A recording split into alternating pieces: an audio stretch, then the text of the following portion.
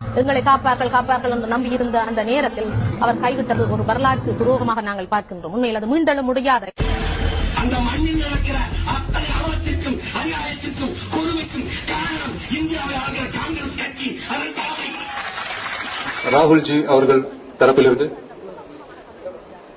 என்னுடைய வெல்விஷரும் ஒருத்தர் இருந்தாரு. அவர் மூலியமா என்ன மீட் பண்ணணும்ட்டு ஒரு அழைப்பு. ராகுல்ஜி அவர்கள் என்ன மீட் பண்ற அளவுக்கு நான் அவ்வளவு பெரிய ஆள் இல்ல. பட் இருந்தாலும் இந்த சான்ஸ் மிஸ் பண்ண வேணாம்னு சொல்லிட்டு ஒரு நாள் ஷூட்டிங் எல்லாம் கேன்சல் பண்ணிட்டு நானும் எங்க அப்பாவும் டெல்லிக்கு போனோம். அவரை மீட் பண்ணோம். அவர் வீட்டுல மீட் பண்ணோம். அவர் எங்ககிட்ட பேசின விதம், எங்களை ரிசீவ் பண்ண விதம் எல்லாமே பார்த்து நான் ரொம்ப ஆச்சரியப்பட்டேன். ரொம்ப மகிழ்ச்சியா இருந்துச்சு. அதாவது இந்தியாவுக்கே இங்க ஒரு பெரிய மாற்றத்தை கொண்டு வரணும்ட்டு அவங்க பாடுபட்டு இருக்காங்க. யங்ஸ்டர்ஸை டார்கெட் பண்ணிட்டு இருக்காங்க. குறிப்பா இப்ப வந்த பார்லிமெண்ட் எலெக்ஷன்ஸ் அவங்க எடுத்த ஸ்டெப்ஸ். அதனால எங்களுக்கு எதிரிங்கிறது திமுக, அதிமுக, காங்கிரஸ், பாஜக. அப்ப எங்களுக்கு ஒரே ஒரு முடிவு தான், களத்துல எதிரியை வீழ்த்தணும். களத்துக்கு முன்பே போலிகளை வீழ்த்தணும், அமலப்படுத்தணும். தமிழ் தாய் வாழ்க, தலைவர் பிரபாகரன் வாழ்க.